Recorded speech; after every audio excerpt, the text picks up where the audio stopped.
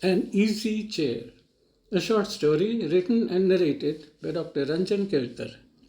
Disclaimer: this is a work of fiction. All characters, names, places, and happenings in this story are totally imaginary. An Easy Chair.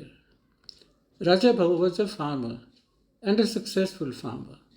He had a big family: his wife, two daughters, two sons, their wives, and children. They all worked hard. He had started small, but now one of his sons was a sugarcane grower. Another son had an orchard. He himself raised a soybean or cotton crop in the Kharif season. When Rajabha was in his early 60s, he decided to take life easy. Literally. He got for himself an easy chair.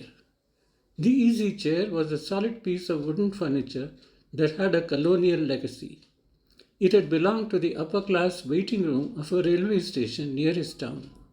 When the station was renovated and modernized, the easy chair had become redundant in the new look of the place. By a circuitous route, the easy chair landed itself on the portico of Rajabhau's house. Rajabhau was a 6 foot 2 inch tall man of strong build, having worked on his farm all his life. When he first lowered himself onto the easy chair, he felt a sense of comfort that he had never experienced before. The easy chair was high and had a higher backrest. Above that, it had a curved neck support. He could keep his feet above the floor. The chair had arms which could be folded or expanded depending on what Rajabho wished to do with his arms. The exquisite cane work and the cushions and pillows overlaid made the easy chair a place of comfort. More than that, the height, size, and spread of the easy chair gave it a sense of power, almost like a ruler's throne. Rajabhau took an instant liking for his new seat of authority. He would occupy it early in the morning. He would have his breakfast served there. He would call the family members one by one, assign to them their jobs for the day. At least one member of the family would be standing in attendance next to him. Later on, people from the town would call on him and discuss matters of importance. In the evening, Rajabhau would once again occupy the easy chair. Again, one by one, the family members would queue up and give him a report of the day's proceedings. He would update the accounts and give directions to everyone. After a lifetime of toil and labor, Rajabhau began to spend more and more time on the easy chair. His eldest son Gopal slowly took over the family affairs. It was tiring for Gopal and he too needed some rest.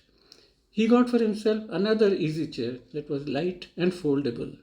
It could be moved to any place he wanted. When not in use, he could fold it and keep it against a wall. It had cloth instead of cane. The cloth could be washed if it became dirty, or it could be replaced. Gopal would relax on his easy chair. On some nights, he would place it in the open yard and see the stars in the night sky. Rajabhau's family was slowly shrinking. His daughters were married and they had gone to live with their husbands. They would visit him occasionally. His sons had become quite independent. Gopal managed the sugarcane farm and the other son took care of the orchard. They were doing well and taking care of their parents. Gopal's son Vijay had got a job in the city in a software firm. He had an apartment in which he lived alone. Gopal and his wife were after their son to get married and bring a daughter-in-law for them. They had someone in mind and called Vijay home for a brief visit. Vijay was not at all interested, but he agreed to come for a couple of days and go through the process of seeing a girl. What Vijay liked instead were the two easy chairs. His apartment in the city was spacious and fully furnished. It had everything he needed except an easy chair. Vijay got for himself a large-sized recliner with leather-covered cushions. Every part of this chair was adjustable: the head tilt, the back angle, the length of the armrests, everything. The chair could support his feet in whatever position he desired. Not only that, the recliner had built-in machines that could massage his feet, neck, and shoulders. Vijay spent most of his time on the recliner.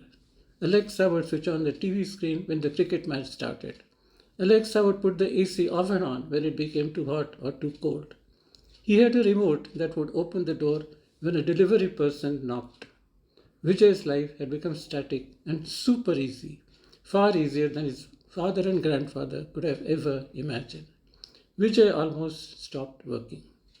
One fine morning, while he was still sleeping on his recliner, he received a call. "Hi Vijay," a robotic voice said. "This is HR calling. This is to inform you that the company would not be requiring your services any further. We have got an AI replacement." Vijay woke up from his slumber. He thought it would be better, perhaps, to return to his family farm and try to grow some strawberries, and also meet that girl his parents had in mind.